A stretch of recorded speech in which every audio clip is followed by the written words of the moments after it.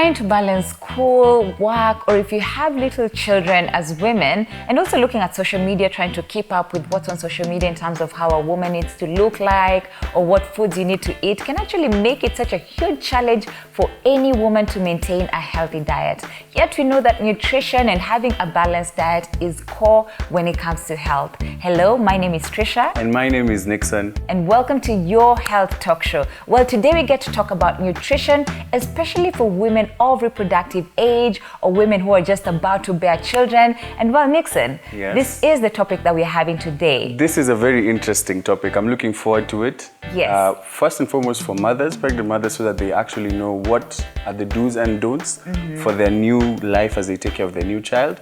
But also as jamas, during this period, new mothers have, cravings, and things like these. So I'm looking forward to seeing and hearing and learning and knowing actually what should we do and what should we not do for our mothers. Yes, it is a team effort. But before we go any further, we would want to thank all our viewers, thank everyone who subscribed to your health talk show. A huge thank you, to those who've shared, who've liked, who've commented. We have watched your comments and we've responded. If you haven't, we'll probably get to, responding to your comments. But a huge thank you. We hope that you can get to join us, share with your family, share with your friends so that we can walk through this journey of just becoming better when it comes to taking care of our health for a better life and a better future. And to discuss today's topic in nutrition, we have someone special. She is a nutritionist, she is a dietitian, she's full of knowledge. She's worked with a lot of people, in terms of changing their diet and what diet, they need to put more emphasis in for those who are sick, for those who just want to become healthier. So right after the break, we will invite Wanjiku Njenga, who is a nutritionist and a dietitian, to help us just go through this discussion of nutrition for, pregnant women or women of the reproductive age. So join us right after the break.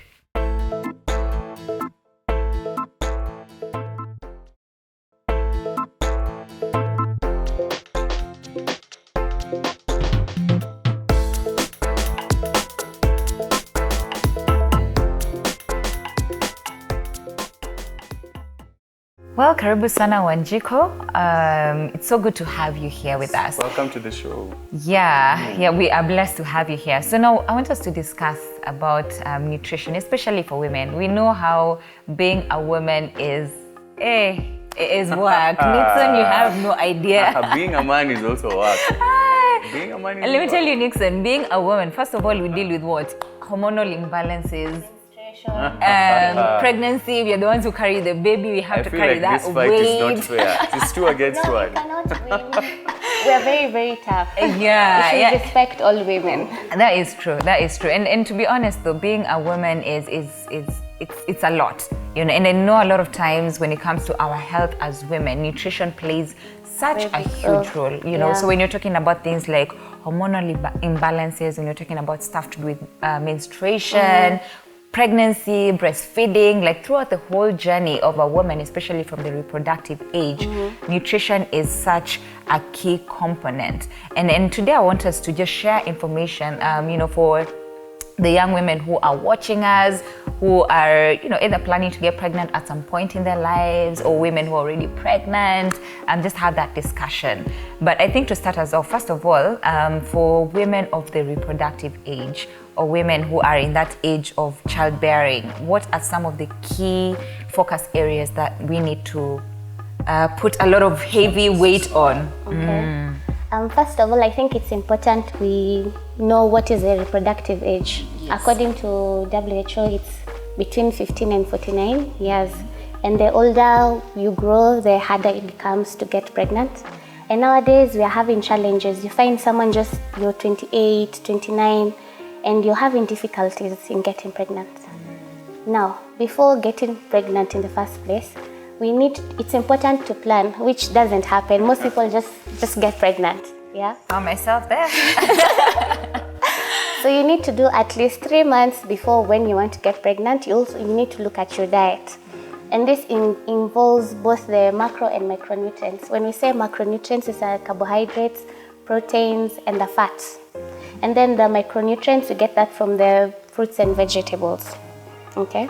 So you'll find for even men, it's also important to watch what you eat. It's just not the women. Because you'll find when before getting pregnant, you need to really take, if you can make sure that you take enough zinc, it helps in fertility. Zinc, is this the one they look for in this mawe that they usually take? No, that's iron. That's iron, yes. Yes. Okay. But you're recommending zinc especially for the men? Yes, both men and women. For both men and women. Because it helps increase fertility, okay? And we get zinc from seeds, like flax seeds, the nuts, almonds, okay? Chia seeds, yes. all those different forms of seeds. Yes, that's where we get. Also meat, eggs, and dairy products.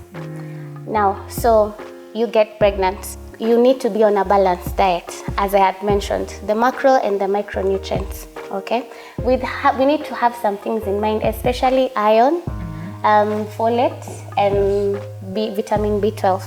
You know, when something is growing inside you, the fetus now, there's a lot of demand for blood because the fetus needs to grow.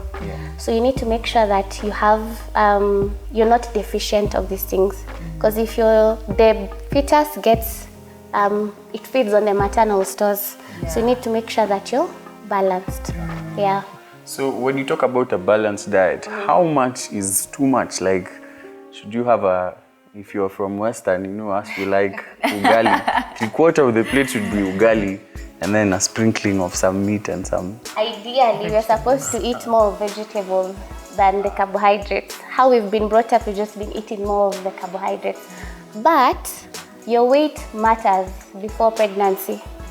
So let's say if your BMI is within the normal range, BMI is from 18.5 to 24.9. This BMI, what is it? It's a body mass index. Okay. So it's the weight against your height squared in meters, okay? So if you're within the normal weight, BMI, during the whole period of pregnancy, you're supposed to gain between 10 and 14 kg.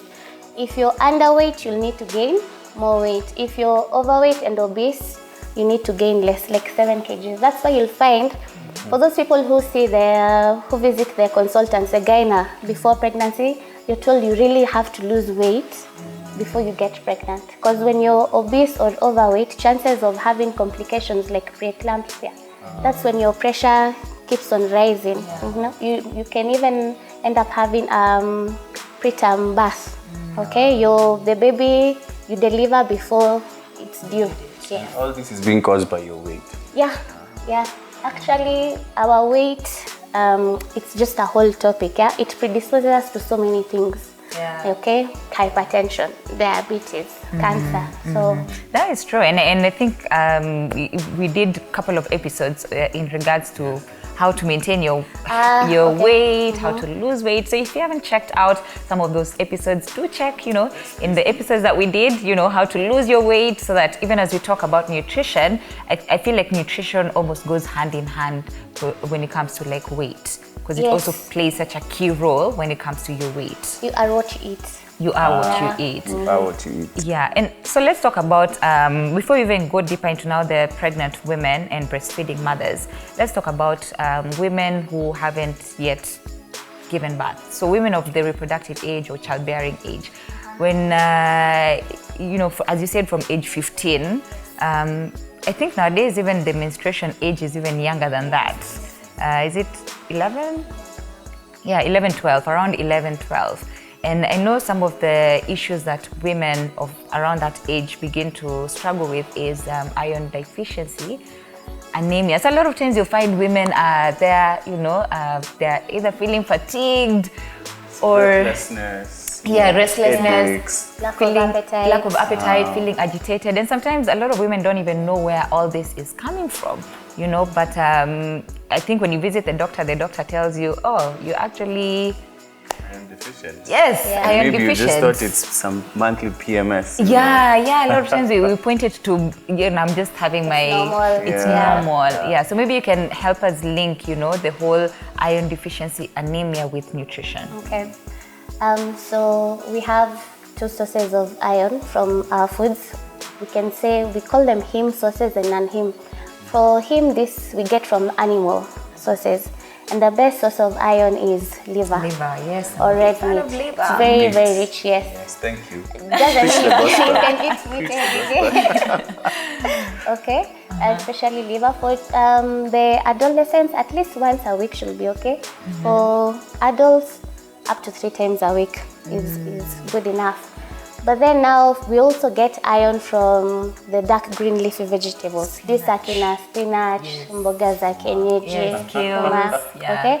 However, the mode of preparation really matters. You just don't cook your vegetables for 15 minutes and expect it to have iron. But some of those vegetables are very... Especially the kienyeji, it's like you have to cook them for hours, you know? So there you're just eating roughage, because by then you have really You've lost destroyed all the nutrients in it. So especially if it's something like spinach, just cook it for a few minutes, and also the temperatures shouldn't be very high.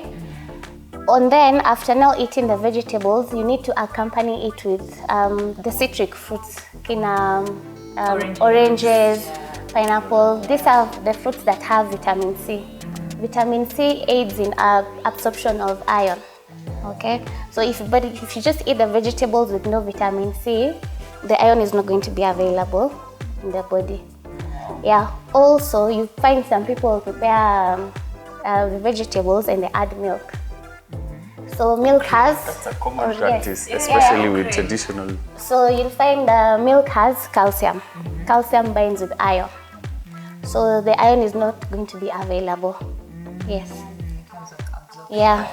So I think it's very important once you visit the doctor and they tell you if your HB, the iron is low, that you need to see a dietitian who's going to make a plan for you that will guide. Because you may be there just eating vegetables, no vitamin C, and expecting your blood to increase. Wow, that's something new. I didn't know that, vitamin C in terms of citrus fruits or fruits rich in vitamin C goes hand in hand in helping the absorption of iron, especially while eating foods like liver. I'm just happy that... liver is okay. Liver is okay. You can have... but the spinach, the vegetables, the green leafy for the vegetables, now you need to accompany it with vitamin C or now the supplements. That's why even if you put on the supplements, you're normally told don't take milk immediately, and then you'll find some people are also given the vitamin C supplement. Wow. I'm really happy that you're saying that the meat sources, don't need any added portion control. I think at the end of the day is eating in not overeating or overfeeding in that particular nutrient. Then you go and look for that dermatoma. Because it also has its own side effects.